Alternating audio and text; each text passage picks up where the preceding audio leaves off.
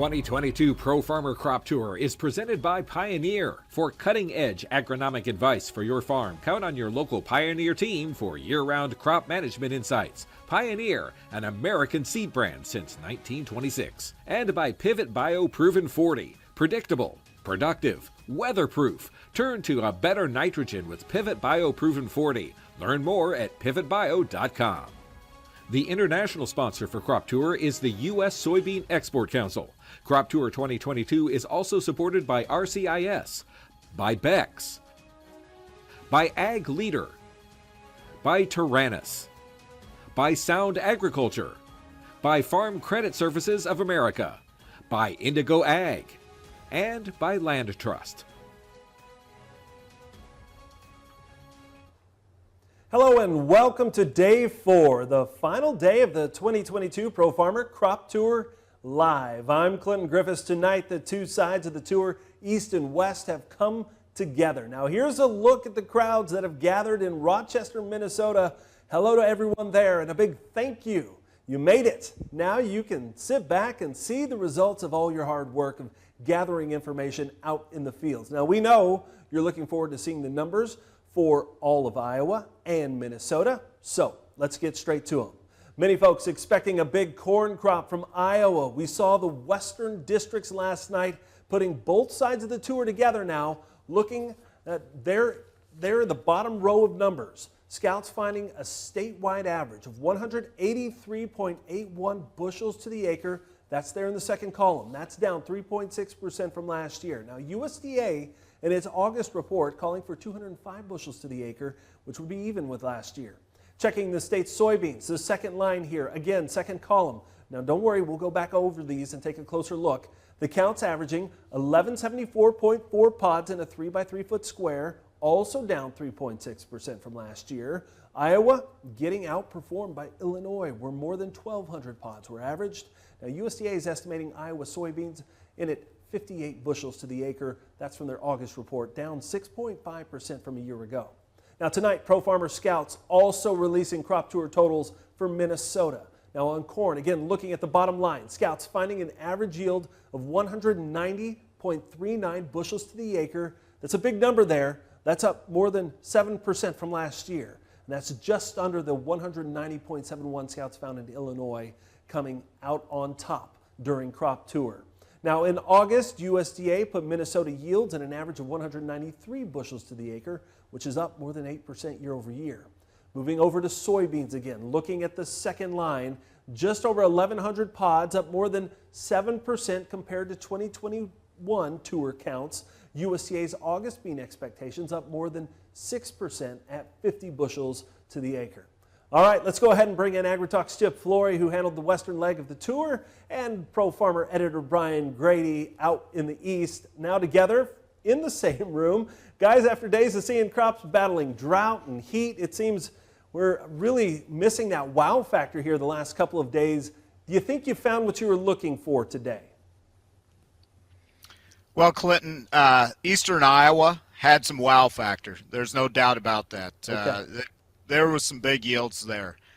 So the Iowa number that we released tonight, down 3.6% from a year ago, includes the western portion, which Chip pulled and his crew pulled yesterday.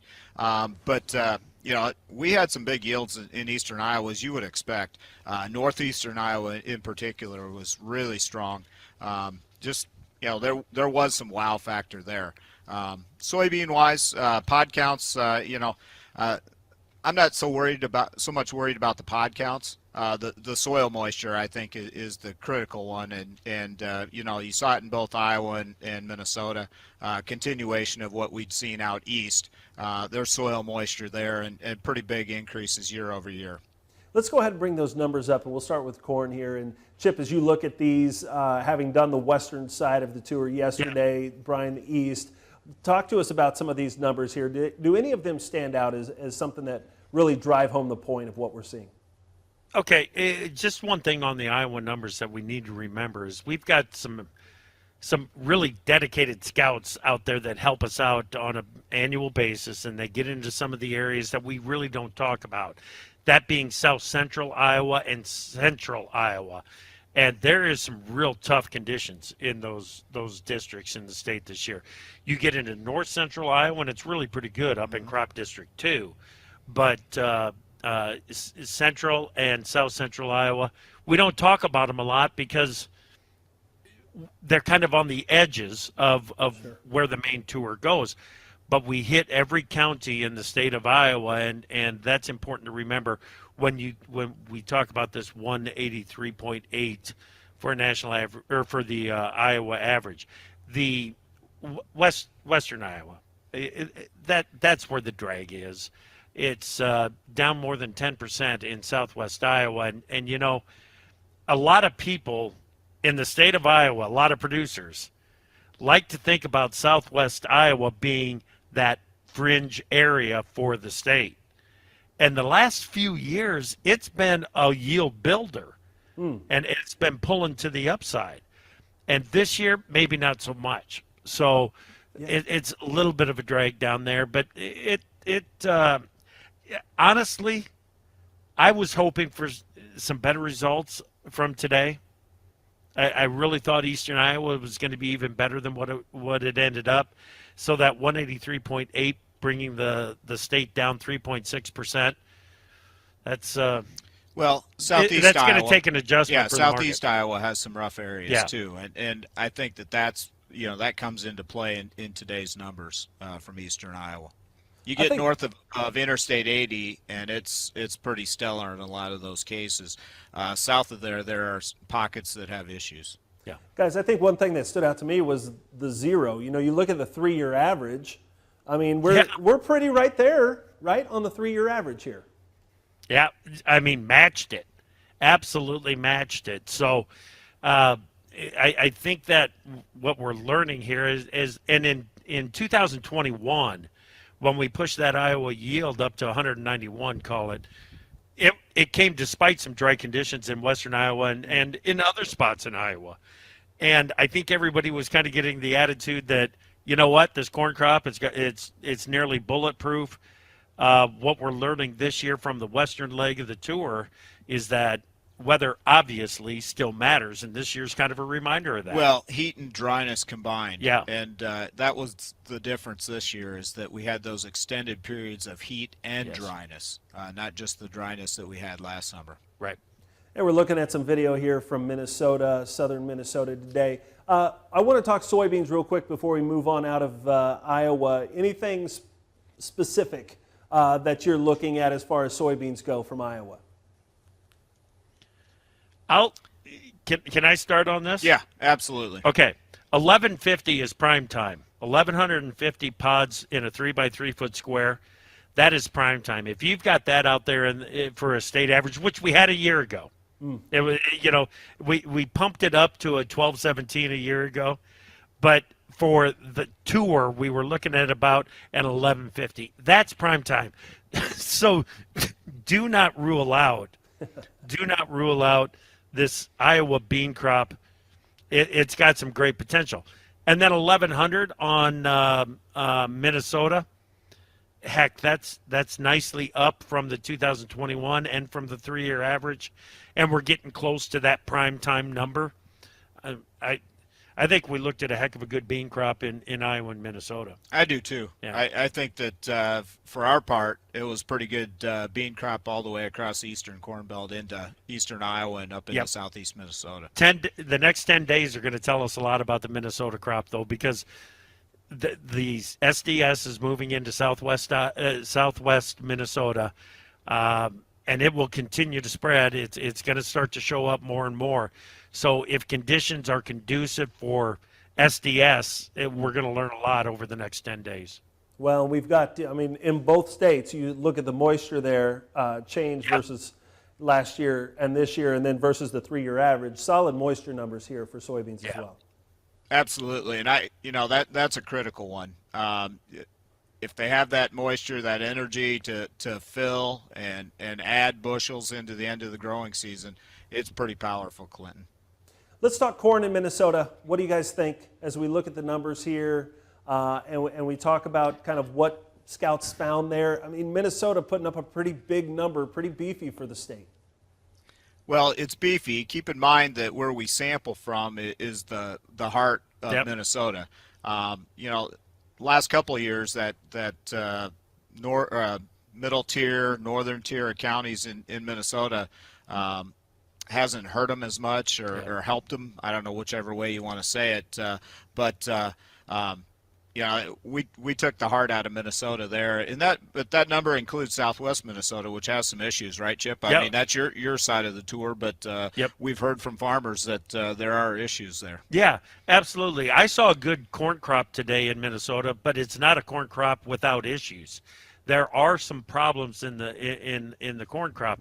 I think most of those problems are in the southern part of the state. As we look at the results as they came in from the northern tour areas, I think they were a little bit more consistent than what we saw in the southern part. But Brian, for me, I would pull one really good ear out of the sample. There'd be one average ear, and then there'd be a dud. And that 190 could have been bigger. It really could have been. But the crop experienced some stress at some point, and I think it was primarily pollination, because there is some tip back in the state, but what I saw was kernels on the tip of the ear that just didn't pollinate. Yes, interesting. Why don't we go ahead and take a look and see what our reporter saw on the road today. Crews out there in the western leg hoping for better news as they took off from Spencer, Iowa this morning, surveying that southern track through Minnesota on their way to the final destination there in Rochester. Farm Journal's Tyne Morgan reporting that they may have finally found some of the corn that they've been looking for. Well, Clinton, it did take all week, but scouts finally found the bright spot of the western leg of Pro Farmer Crop Tour this year. You ready for corn? I'm ready. All right, here we go. As scouts suited up and hit the fields Thursday morning, it was a cooler and wetter start in Minnesota. The one thing that impressed me most is the ear count. Tim Gregerson found stronger ear counts and better yields. Here in southern Minnesota, the ear count is right there.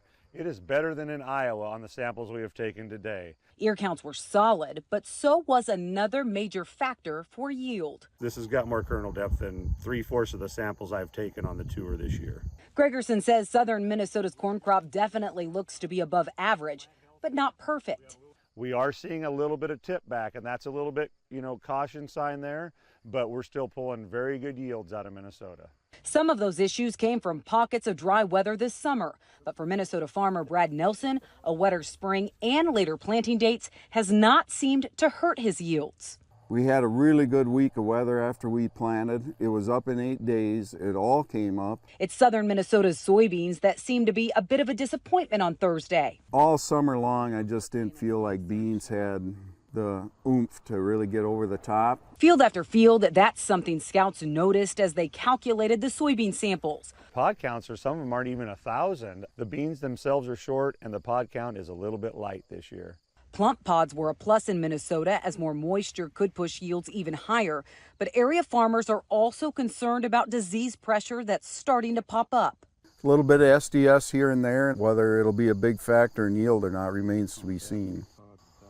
Well, Clinton, as you just saw, scouts did find a good corn crop here in Minnesota, possibly a record in some areas. But will it make up for the poor crop that scouts found on the first couple days of crop tour in South Dakota as well as Nebraska this year?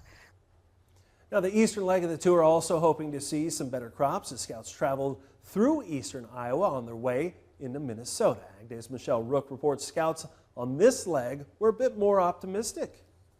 Here in eastern Iowa, corn yields have the potential to exceed last year and maybe even soybeans with the late season rain. The question is, can the east make up for the west? This looks like typically what it would in a good year for this area. Pro Farmer editor Brian Grady was finding much better corn in eastern Iowa fields than the rest of the tour, with solid ear populations and grain length. Well, the noticeable thing is the corn is heavier than some of the samples we pulled further to the east. So more typical Iowa corn. We haven't seen as much tip back. He says the difference is more favorable weather. They had hot and dry, but they didn't have the extended periods of hot and dry, and as a result, it's showing in the samples that we pull. Farmers have also had less pest pressure than 21, including tar spot and corn rootworm, so they're optimistic about corn. Yeah, we're going to be above trend line. We typically range yield from 200 to 230, and there's the outside chance of getting 250. And Grady thinks that may push corn yields over last year. I think we'll be probably above. There were some holes in eastern Iowa last year, especially when you got up into northeast Iowa. 15. Grady also believes there's plenty of yield potential in the soybeans. The pods are there, as long as they get the moisture and the finishing. Yields may not exceed 2021 in the east, where there were some 90-plus beans, but farmers think they'll at least be above their APHs. It could be reasonably well. I'd 55, maybe 60. And now I'm talking whole field averages, not spots. I would say that if we could catch a rain in here, we could fill out these, what I call the bonus bushels. I really think that we would have a yield that I think could resemble in that 75 range. The big question on both corn and beans is, can the east make up for the problems in western Iowa? Grady says corn is a real shot. It's too early to know on beans. I'm Michelle Rook reporting.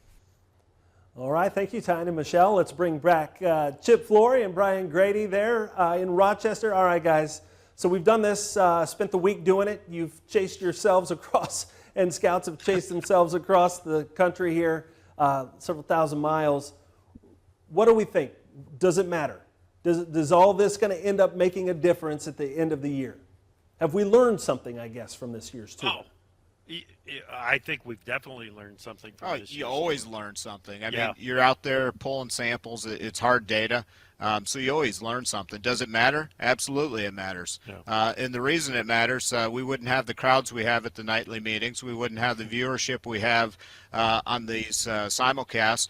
We wouldn't have the social media attention that we get if it didn't matter. It definitely matters. Yeah, and another way of looking at it from a market perspective, you take a couple of bushels off this corn crop, take a bushel off the bean crop, or add a bushel here or there to what we've got from USDA in the August supply and demand report, and it makes a difference. It makes a difference on the supply side of the balance sheet, but it makes a bigger difference on the bottom side. One of the messages that I've been trying to deliver each night is some of the demand cuts that we would expect if we see a supply side cut have already happened, because we got a little bit of a supply side cut in the August supply and demand report. They've already taken 300 million bushels off the feed and residual, 325, something like that. So those are the cuts that typically come if we see some later reductions on the supply side of the balance sheet. So absolutely this matters, and every bushel matters. And the other thing that I want to stress, and it's something that I've been thinking about on this since it's the 30th Pro Farmer Crop Tour. I mean, this is all about the original mission of Pro Farmer, and that is to balance the information playing field out there. Guys, the grain handlers know, the end users know. This is a farmer effort to bring information to farmers about what exactly is out there. And so Crop Tour does matter because of that. It levels the playing field for everybody out there. And this, you said it nicely in front of the audience out there before we came in here. It's the first look under the husks. And because of that, we're getting new, fresh information from what we saw in the field. So, yeah, it matters. Brian, boil it down for me. Your key takeaway from this week as you kind of shut another chapter here on the 30th anniversary of Crop Tour. Well, I think there's two things, actually, Clinton. One is the soil moisture was notable on the eastern side. That's on soybeans. On the corn side of things, I think that we just lacked that wow factor until we got into portions of east central, northeast Iowa. So that really resonated with me. We didn't have it in Ohio. We didn't have it in Indiana. Didn't really have it in Illinois. good crops, a little bit inconsistent, those types of things. But lack the wow factor a little bit. All right. Well, thank you both for being here. Sure appreciate it. We'll let you go so you can get back into the room and talk with all the people there gathered in Rochester. Thanks for all your hard work this week. Now, drought has been a significant factor throughout Crop Tour this year, and just today, a new drought monitor was released. Meteorologist Matt Yurosavik has a look at the very latest map. Well, as Crop Tour comes to an end, we want to take a look at the drought monitor because we got an update earlier today, and you can see right here where the crews were finding some of those lower counts. We've got a lot of drought conditions still, especially in western parts of Iowa and parts of Nebraska and South Dakota there, and then off into the east where it's been dry, parts of Illinois and in parts of Indiana as well. And that's something that we've got to continue to keep an eye on. But where we did see rain this week, parts of the Southwest, parts of Texas, slowly starting to improve there, and we'll continue to watch that as we head over the next couple of weeks. All right, thanks, Matt. So tomorrow, Pro Farmer releases its production estimates for both corn and soybeans, and we will bring that to you live online as well. Make sure to join us tomorrow at 1:30 Central Time, 2:30 Eastern for a complete wrap-up of those numbers from Pro Farmer. Now check out agweb.com/crop tour tomorrow to watch that event. All right, thanks to all of our scouts and all of you for watching. We hope to see you next year for the 31st year of the Pro Farmer Crop Tour, and join us as well for Crop Tour Live. I'm Clinton Griffiths. Have a good night. The 2022 Pro Farmer Crop Tour is presented by Pioneer. For cutting-edge agronomic advice for your farm, count on your local Pioneer team for year-round crop management insights. Pioneer, an American seed brand since 1926. And by Pivot Bio Proven 40. Predictable, productive, weatherproof. Turn to a better nitrogen with Pivot Bio Proven 40. Learn more at pivotbio.com. The international sponsor for Crop Tour is the U.S. Soybean Export Council. Crop Tour 2022 is also supported by RCIS, by Bex, by Ag Leader, by Tyrannus, by Sound Agriculture, by Farm Credit Services of America, by Indigo Ag, and by Land Trust.